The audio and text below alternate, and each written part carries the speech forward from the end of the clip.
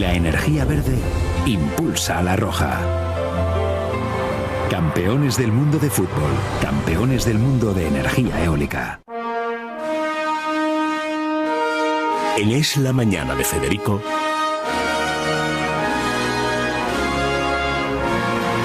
preguntas a la historia con César Vidal y Federico Jiménez Los Santos. César, muy buenos días. Muy buenos días, Federico. Bueno, claro, yo como no estuve el lunes pasado, se me han quedado trasconejadas algunas preguntas. Yo estaba con lo de las elecciones del 36, pero eso era la primera parte. Eran las elecciones del 31, porque había una confusión, porque decía antes del establecimiento de la Segunda República por el Frente Popular. No, la Segunda República no la estableció el Frente Popular. Claro. Había fuerzas desde el centro derecha, que sería el Partido Radical, hasta la extrema izquierda. Bueno, y la derecha monárquica de Sánchez Guerra y otros que se habían cambiado. Maura, la víspera, Miguel Maura. Niceto Alcalá Zamora. Bueno, es que lo peor de cada casa. Sí, bueno, no todos eran malos. No todos eran malos. No. Lo que pasa es que la cosa sí que acabó como el Rosario de la Aurora, que es lo que vimos. Como dirían ahora, el proyecto estaba equivocado. Es que cuando no se respeta la ley y el orden se suele acabar mal. Muy mal, y cuando se empieza vulnerando la ley y el orden, fatal. Mal.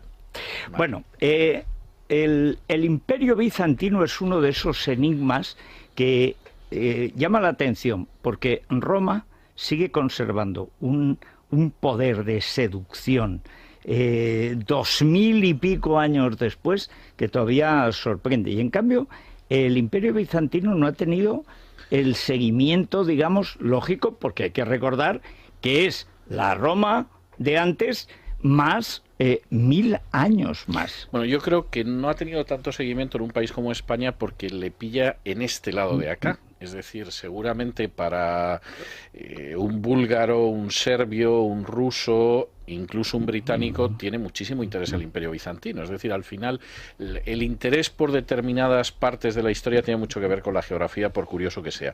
El Imperio Bizantino a mí me parece una construcción absolutamente extraordinaria. De hecho, es tan fuerte que cuando en el año 476 Odoacro, que era el rey de los érulos, una tribu de tercera división, acaba deponiendo a Rómulo Augustulo, que es el último emperador de Roma, coge las insignias imperiales y las manda directamente a Bizancio. Es decir, que él tiene claro que sigue existiendo un imperio romano y que ese imperio romano es el de Bizancio y él no se va a quedar con unas insignias que no son suyas. Sí, no quiere líos. No quiere líos. Esto dura hasta 1453, que como tú muy bien decías, es prácticamente un milenio, y además hasta 1453 con unos resultados tremendos. Hay que tener en cuenta que el imperio bizantino es el que frena en un momento determinado una serie de invasiones eslavas, retrasa el avance del Islam en Europa Oriental y en Europa Central prácticamente 2 siglos, es decir, lo que finalmente en el siglo XVI va a tener que padecer el imperio alemán y los países de frontera,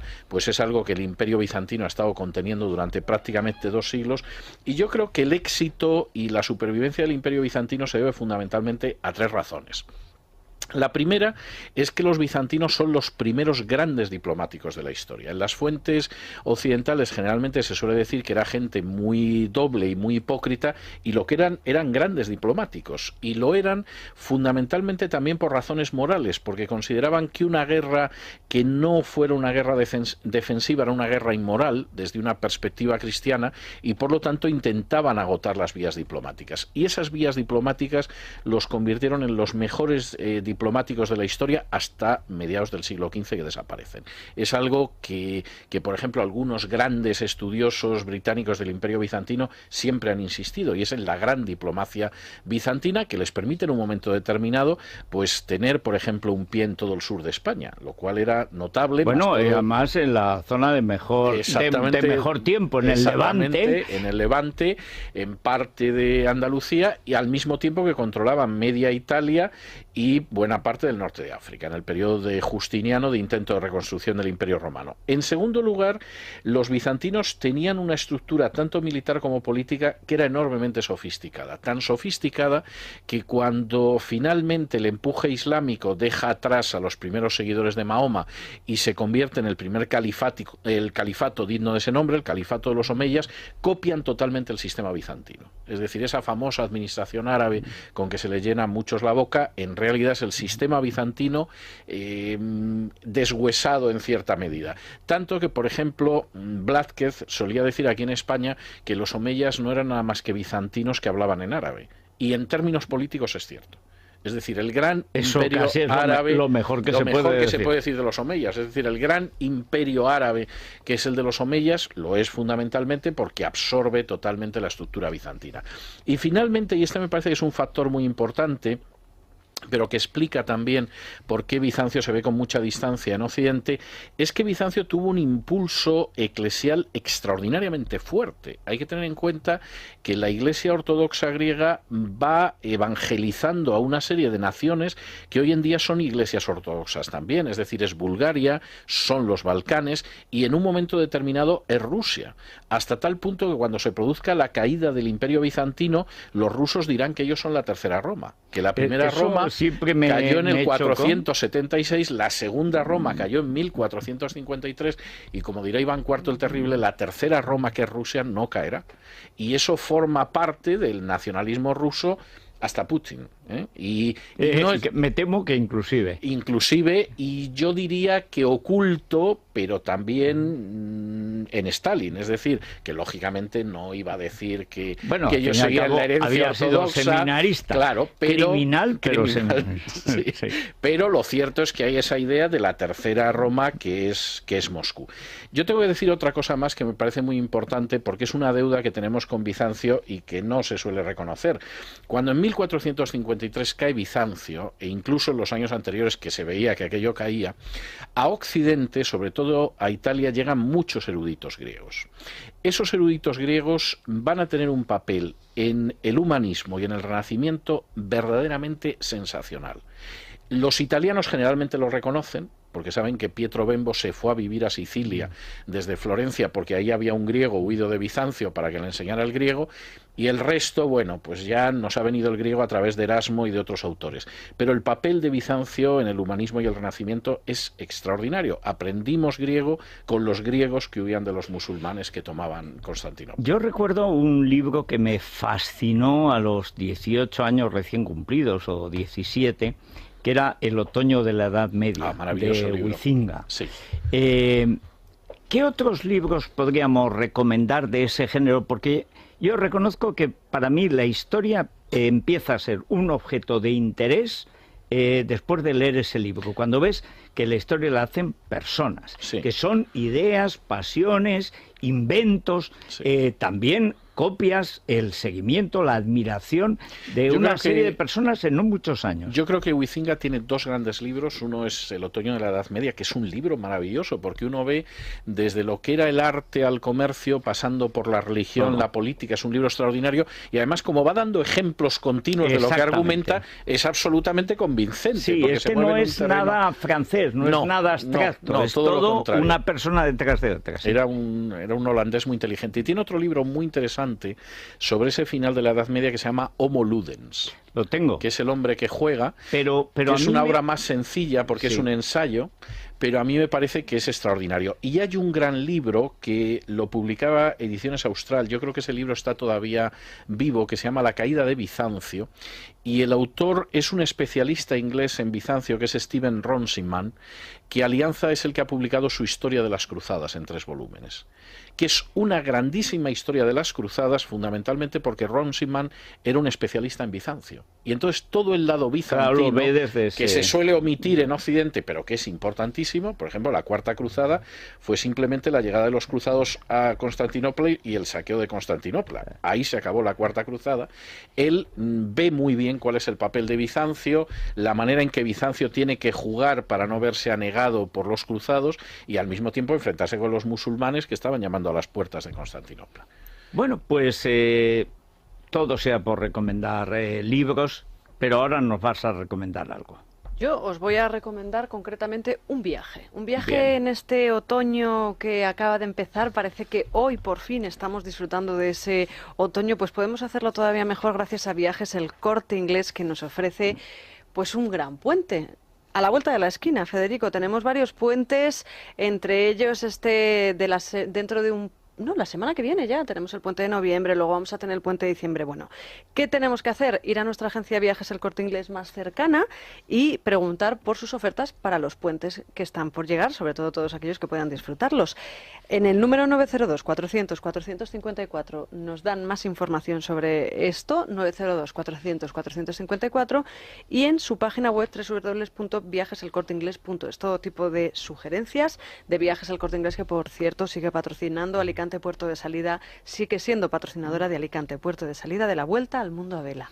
Bueno, pues hacemos una pausa y nos vamos a otra pregunta que le hacen a César, que es acerca del asesinato de Calvo Sotelo. Sí. ¿Quién era Calvo Sotelo? ¿Qué impacto tuvo y por qué ese asesinato? Y luego, ¿quién lo perpetró? Que esto se olvida. Es Radio.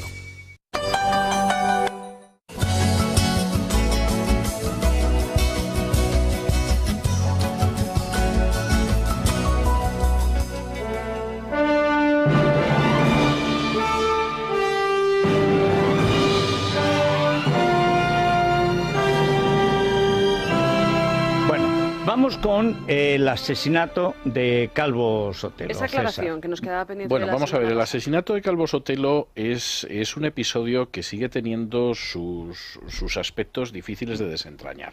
Hay cosas que están claras, hay otras que yo no tendría tan claro. Por ejemplo, si el asesinato estaba decidido o si el asesinato le tocó por carambola porque no encontraron a otros.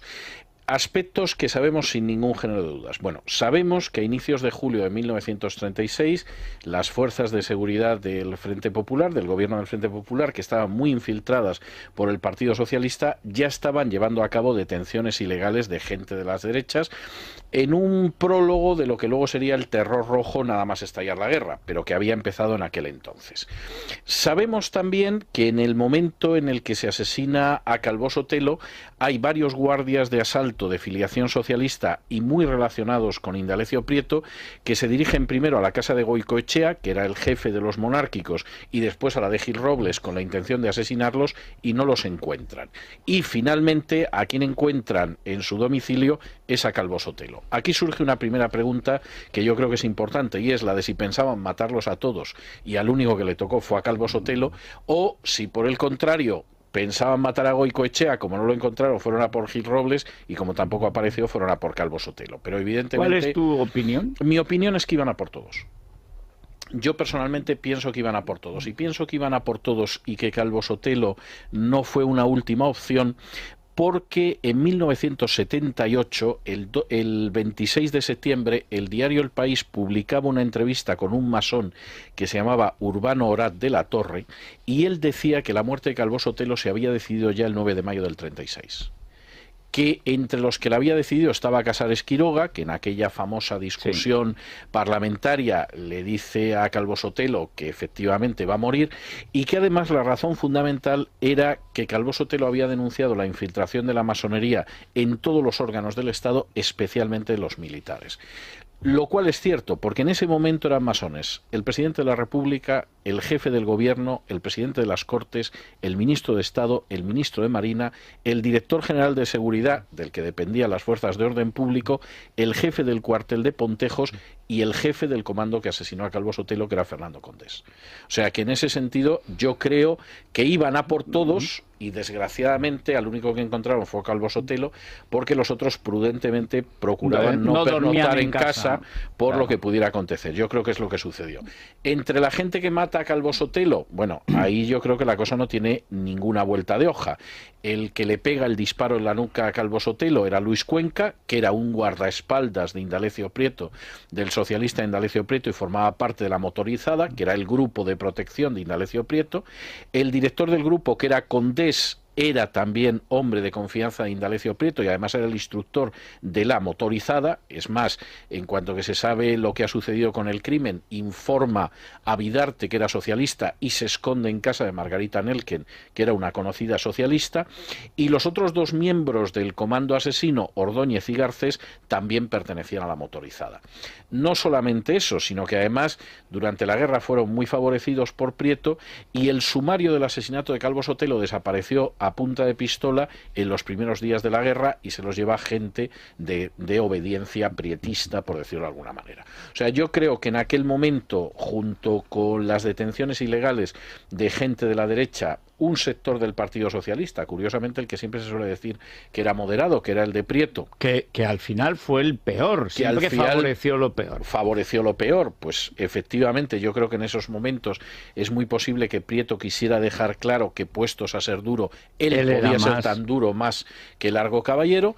Habían empezado a producirse detenciones ilegales que acabaron como el Rosario de la Aurora en cuanto que estalló la guerra, y yo creo que además en aquel momento iban a empezar los asesinatos de estados directos.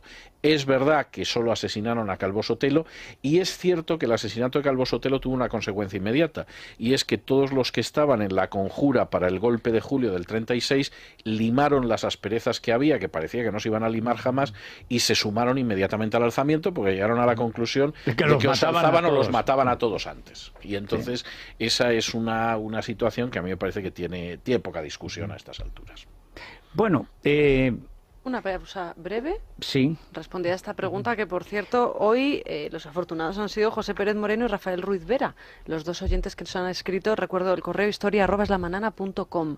Pueden seguir enviando sus preguntas, y además este programa se vuelve a emitir durante el fin de semana en Libertad Digital, y pueden ustedes enviar sus preguntas, que ese correo no cierra. Bueno, claro, nunca. claro, faltaría más. Debo decir que además está funcionando muy bien. Muy bien, sí, sí. No es que pensáramos que pudiera funcionar mal, pero a veces un buen programa cae de pie y otro no, y a veces le cuesta arrancar y a veces no. No, pues son muchas empezó las dudas. a correr el primer día y ya. No nos va a dar tiempo de resolverlas. Además tenemos que escuchar una canción a la vuelta de publicidad, de estas que nos seleccionas. Es extraña, en fin. ¿De dónde viene esa canción? Porque la gente empezará a escuchar sonidos extraños. Bueno, es una canción muy interesante, es una pieza bizantina. Es una pieza bizantina, además de medieval, y es una pieza bizantina que hace referencia a la resurrección de Cristo. Mira tú. O sea, con lo cual, en fin, aparte de la nota piadosa, pero la música bizantina es poco conocida y yo lo entiendo, y entonces vamos a escuchar algo, ya que hemos hablado del Imperio de Bizancio, pues de la música bizantina. Pues a la vuelta. Es Radio.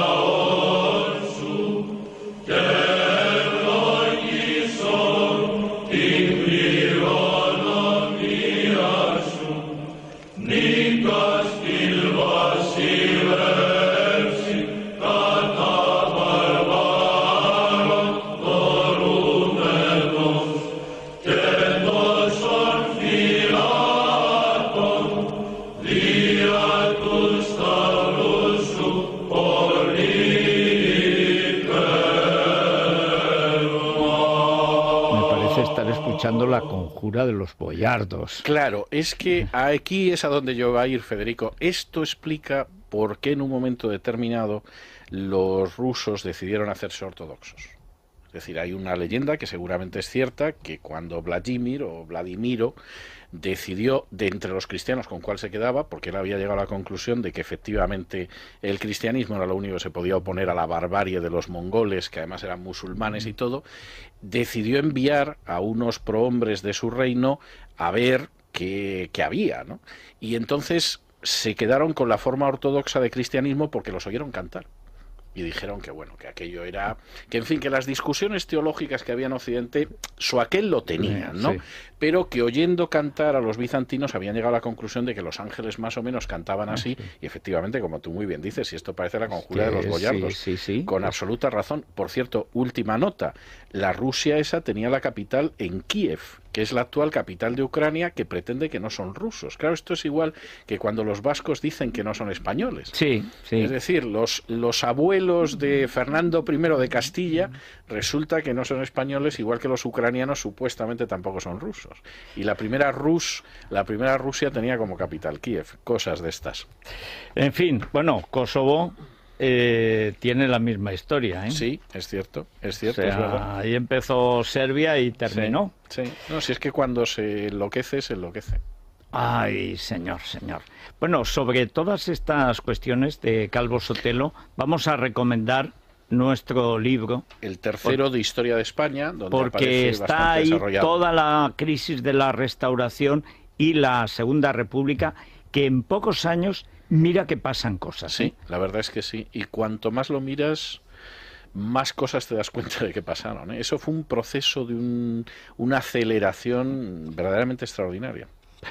En fin, También hay preguntas de ciencia que a dejan ver, nuestros Jorge, alcalde, oyentes. buenos días. Hay cada vez más, afortunadamente. Hombre, no podemos competir con las preguntas que le llegan a César, pero que se ande con cuidado a César porque ya las de ciencia empiezan a alcanzarle.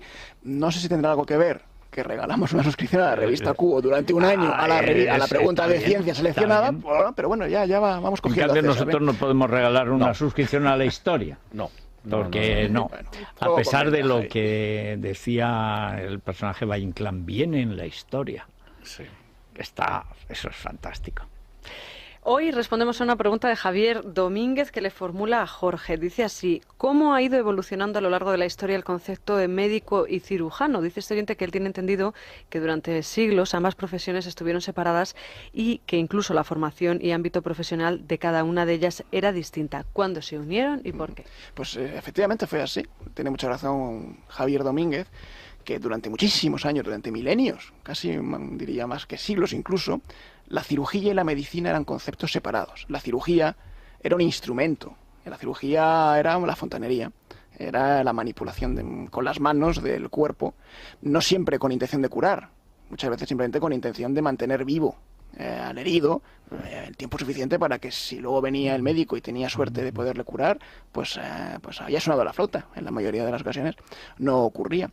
Y es un poco extraño porque de hecho la cirugía y la medicina deberían haber ido unidas porque su origen es prácticamente el mismo. Hay restos arqueológicos y paleontológicos del Neolítico superior que demuestran que ya se hacían operaciones quirúrgicas, algunas de ellas muy dolorosas y muy violentas, muy agresivas con el cuerpo humano. Hay, por ejemplo, muelas horadadas, mandíbulas horadadas, que demuestran que se hacían operaciones maxilofaciales ya hace 7.000, 8.000, 9.000 años, sin anestesia, imaginémonos. Bueno, pero habría algún Con hongo algún tipo, alucinógeno sí, que permitiría... complemento. Hombre, mira, en lo único que no ha fallado nunca, alcohol de Sí, todas sí, alcohol. clases, lo único que nunca ha fallado en la historia de la humanidad son las drogas. Sí, la capacidad de evadirse de estas situaciones como Hombre, que le hagan un agujero. y en este está un justificado maxilar, sin además, lugar a dudas. imagínate. Y sin embargo siempre fueron, aunque nacieron juntas, siempre fueron separadas. El cirujano estaba mal visto, siempre estuvo mal visto. Y sobre todo estuvo muy mal visto durante la Edad Media. El saber médico que se atesoraba en los monasterios, eran los monjes los que primero habían recopilado el saber médico griego y romano, y luego además tenían la función caritativa de atender a los peregrinos, a los enfermos, a los heridos. La medicina la ejercían en la teoría y en la práctica los monjes, pero no podían hacer sangre al paciente. Existía incluso un veto canónico sí, para no generar dolor al paciente. De manera que la cirugía, incluso desde el Concilio de Letrán, en 1215, está prohibido realizar operaciones médicas que supusieran pues una incisión en la piel de un enfermo, o una sangría, o cualquier tipo de dolor. Así que la cirugía era una especie de saber reservado a los barberos. No acertaron mucho en Letrán, No, porque eso retrasaría mucho la conocimiento. conversión de la cirugía a lo que es una parte de Claro. la medicina. Es que claro. supuso la cirugía en manos de iletrados, de los barberos, que eran sí, fundamentalmente personas sin ningún conocimiento médico, que sí que tenían la capacidad moral de Sí. a uno abrirle el cuerpo y No, y que intentarle no se extirpar cortaban algo. un pelo en hacerlo pedazos. Sí. Y oye, si no sale, ¿qué le vamos a hacer? Y hacer cosas sorprendentes. Ya existen textos de antes del año 1100 que demuestran que se hacían injertos en los huesos, que una fractura se podía curar bien mediante la inmovilización de la pierna o del brazo fracturado, o bien mediante la introducción en el hueso, en la médula del hueso, de varillas de roble o otras maderas que entablillaban por dentro. Cirugía muy avanzada hecha por los barberos. No es hasta el Renacimiento, cuando ya el conocimiento médico llega a la universidad y cuando aparecen algunas eminencias, pues como un poquito antes Miguel Servet o Paracelso, y después algunos médicos franceses, que empiezan a incluir la cirugía dentro del manual de conocimientos básicos. Y sobre todo en la escuela de Salerno, donde se obliga por primera vez a que los médicos pasen un examen muy exhaustivo de sus conocimientos de anatomía. Es el momento en el que la cirugía y la medicina se unen, pero de una manera muy errática y muy poco eficaz, porque hay que pasmarse que hasta el año 1865, que es antes de ayer, en términos históricos, todavía estaba mal visto que los cirujanos se lavasen las manos antes de operar. De manera que un cirujano podía atender a una parturienta después de haber hecho una disección de un cadáver que había muerto de una infección, sin lavarse las manos porque estaba mal visto, y bueno, lo que ocurría es que en la mayoría de las intervenciones moría el paciente. Una vez he recomendado las novelas históricas de Anne Perry, que tienen lugar en la época victoriana, y allí los cirujanos, que entonces iban absolutamente acicalados, pero llevaban un delantal para la sangre, tenían a gala no lavar el delantal. Eso es que dice, pero ¿cómo puede ser? Oye, estamos ya en avanzado el siglo XIX.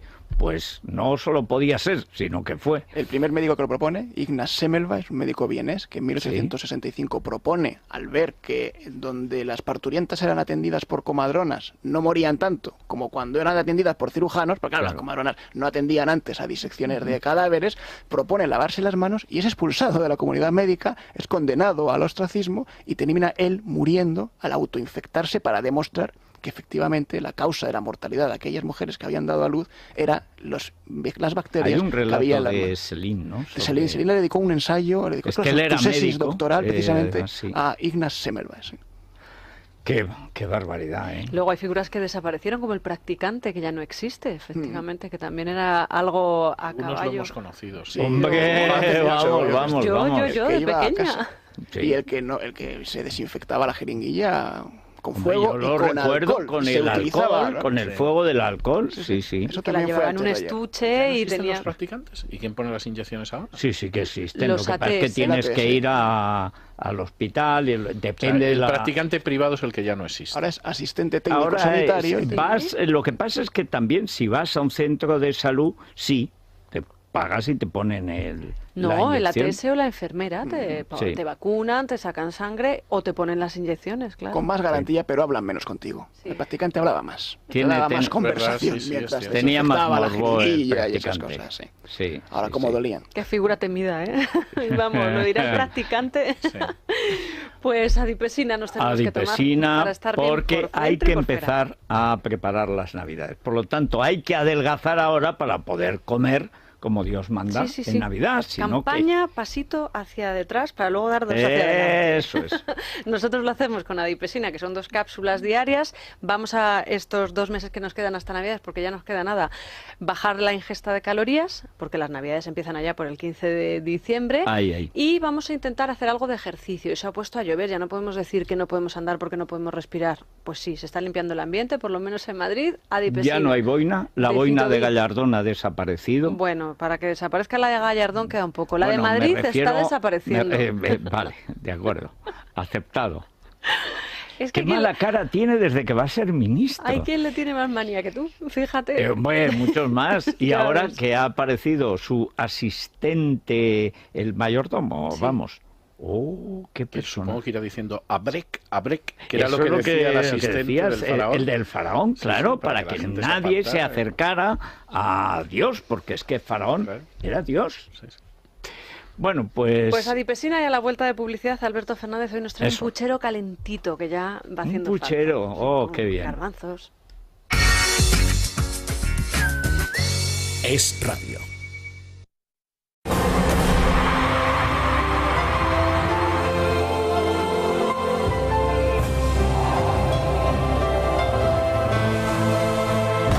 La energía verde impulsa a la roja.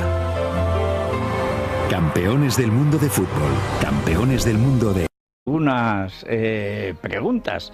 Yo estaba con lo de las elecciones del 36, pero eso era la primera parte. Eran las elecciones del 31, porque había una confusión, porque decía antes del establecimiento de la Segunda República por el Frente Popular. No, la Segunda República no la estableció el Frente Popular.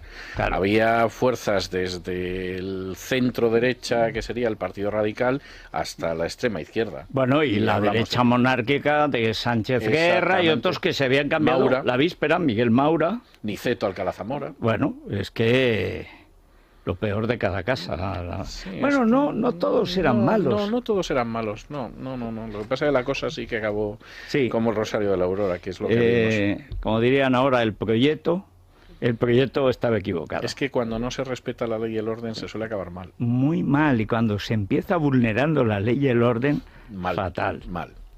Bueno.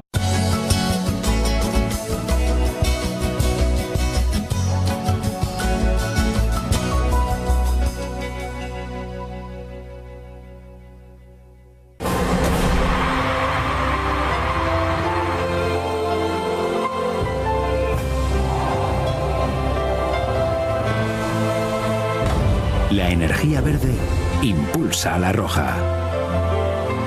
Campeones del mundo de fútbol, campeones del mundo de energía eólica. En Es la Mañana de Federico,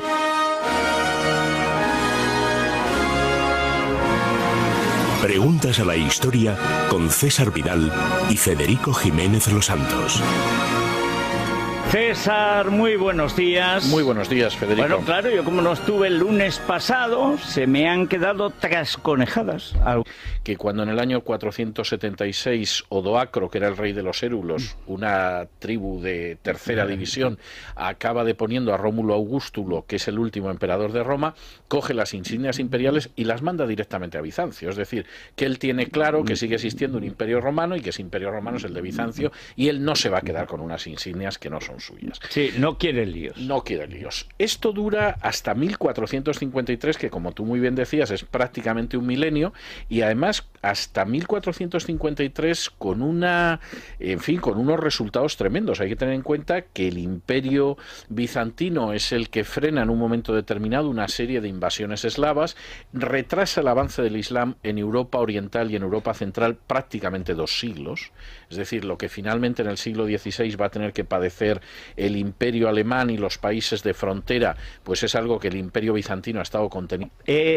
El imperio bizantino es uno de esos enigmas que llama la atención, porque Roma sigue conservando un poder de seducción 2000 y pico años después que todavía sorprende. Y en cambio, el imperio bizantino no ha tenido el seguimiento, digamos, lógico, porque hay que recordar que es la Roma de antes más 1000 años más. Bueno, yo creo que no ha tenido tanto seguimiento en un país como España porque le pilla en este lado de acá. Es decir, seguramente para un búlgaro, un serbio, un ruso, incluso un británico, tiene muchísimo interés el imperio bizantino. Es decir, al final, el interés por determinadas partes de la historia tiene mucho que ver con la geografía, por curioso que sea. El imperio bizantino a mí me parece una construcción absolutamente extraordinaria. De hecho, es tan fuerte durante prácticamente 2 siglos, y yo creo que el éxito y la supervivencia del imperio bizantino se debe fundamentalmente a 3 razones. La primera es que los bizantinos son los primeros grandes diplomáticos de la historia. En las fuentes occidentales generalmente se suele decir que era gente muy doble y muy hipócrita, y lo que eran grandes diplomáticos, y lo eran fundamentalmente también por razones morales, porque consideraban que una guerra que no fuera una guerra defensiva era una guerra inmoral desde una perspectiva cristiana, y por lo tanto intentaban agotar las vías diplomáticas. Y esas vías diplomáticas los convirtieron en los mejores diplomáticos de la historia hasta mediados del siglo XV, que desaparecen. Es algo que, por ejemplo, algunos grandes estudiosos británicos del Imperio Bizantino siempre han insistido, y es en la gran diplomacia bizantina que les permite en un momento determinado pues tener, por ejemplo, un pie en todo el sur de España, lo cual era notable. Bueno,